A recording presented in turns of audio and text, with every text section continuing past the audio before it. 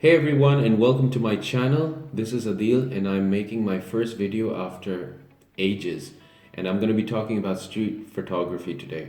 Now keep in mind I'm an amateur when it comes to photography, but there are a few things that I've been able to gain over the past couple of months of me trying out photography, especially in the streets. Now I've put up some of these photos on my Instagram account recently, and a few friends of mine have asked me what camera do I use and what lens do I prefer.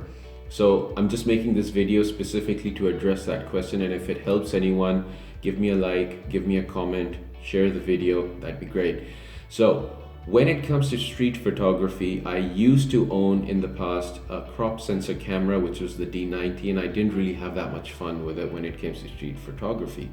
Recently I upgraded the body to the Nikon D750, which is a full frame camera, and with it I purchased two new lenses, and I had one already with me. I purchased with it the one that you see right now on the camera, which is a Tamron 2470 f2.8. Great versatile lens, but do I use it for street photography? Not necessarily. And then I also have the Macro Sigma 105 mm f2.8. Also a fantastic lens, one that I would highly recommend to all those enthusiasts about macro photography as well as for portrait photography. But do I use that? Not really. The one lens that I am absolutely in love with, and I think it's a match made in heaven with my Nikon D750, is the 50mm f1.4 by Nikkor.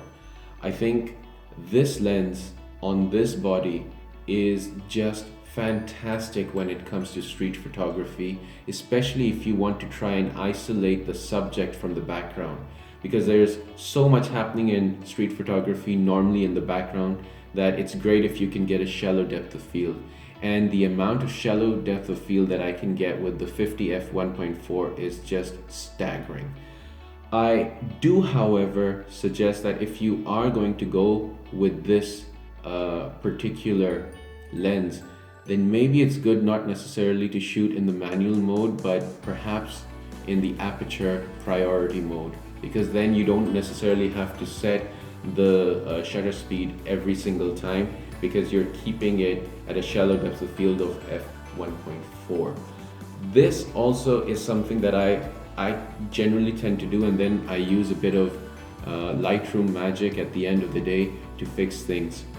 So in my opinion, if you want to try out something interesting and if you want to get that kind of shallow depth of field that looks great in photos, then maybe the 50 f1.4, maybe even the f1.8 might do really well. And I really love the results from a full frame camera.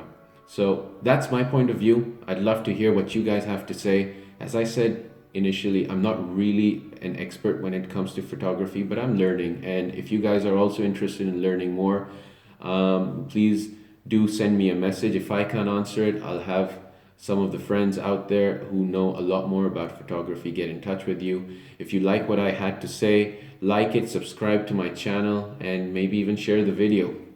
Thanks, guys.